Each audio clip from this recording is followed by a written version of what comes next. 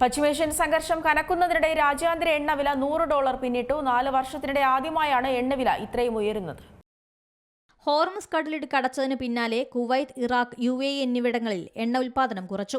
US, Israel, Iran എന്നിവർ റിഫൈനറികളെ ലക്ഷ്യമാക്കി ആക്രമണം കടുപ്പിച്ചതും ക്രൂഡ് ഓയിൽ വില ഉയരാൻ കാരണമായി. ബ്രെന്റ് ക്രൂഡ് വില ബാരലിന് $110 വെള്ളിയാഴ്ച $92 വ്യാപാരം അവസാനിപ്പിച്ച ബ്രെന്റ് ക്രൂഡ് വിലയിൽ 18% വർധനവ്. US എണ്ണയായ വെസ്റ്റ് ടെക്സസ് ഇന്റർമീഡിയറ്റ് ക്രൂഡ് ബാരലിന് 20.23% ഉയർന്ന് $110.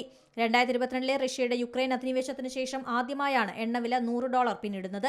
ലോകത്തെ എണ്ണ വിതരണത്തിന്റെ 20% ഹോർമുസ് കടലിടുക്ക് വഴിയാണ് നടക്കുന്നത്. ദിവസം 15 മില്യൺ ബാരൽ എണ്ണയാണ് പശ്ചിമേഷ്യയിൽ നിന്നും കടന്നുപോകുന്നത്. ഇറാന്റെ ഭീഷണിക്ക് പിന്നാലെ ഹോർമുസ് വഴിയുള്ള എണ്ണ വിതരണം തടസ്സപ്പെട്ടിട്ടുണ്ട്. എണ്ണ വിതരണം തടസ്സപ്പെടുന്നതിനാൽ ഇറാഖ്, കുവൈത്ത്, UAE എന്നിവിടങ്ങളിൽ എണ്ണ ഉൽപ്പാദനം കുറച്ചിട്ടുണ്ട്. ഇതും വിലയുയരാൻ കാരണമായി. പ്രധാന എണ്ണ വിതരണക്കാരായ സൗദി അറേബ്യ ചെങ്കടൽ വഴിയുള്ള വിതരണം വർദ്ധിപ്പിച്ചിട്ടുണ്ടെങ്കിലും ഹോർമുസിലെ വിതരണത്തിലെ ഇടിവിനെ മറികടക്കാനായിട്ടില്ല. അതേസമയം ഇറാൻ, ഇസ്രയേൽ, US എന്നിവ ഓയിൽ കേന്ദ്രങ്ങളെ ആക്രമിക്കുന്നതും ആശങ്കയിലാക്കുന്നുണ്ട്. കഴിഞ്ഞ ദിവസം ഇറാനിലെ റിഫൈനറികളിൽ ഇസ്രയേൽ ആക്രമണം നടത്തി. നേരത്തെ തന്നെ ഗൾഫിലെ റിഫൈനറികളിൽ ഇറാൻ ഡ്രോൺ ആക്രമണം നടത്തുന്നുണ്ട്. എണ്ണവില കുതിച്ചതിന് പിന്നാലെ ഏഷ്യൻ വിപണികളിൽ ഇടിവ് രേഖപ്പെടുത്തി. Business desk, Zee Malayalam news. ഏറ്റവും പുതിയ വാർത്തകളും വിശേഷങ്ങളും വിരൽത്തുമ്പിലറിയാൻ സീ മലയാളം ന്യൂസ് എല്ലാ ഡിജിറ്റൽ പ്ലാറ്റ്ഫോമുകളിലും ലഭ്യം.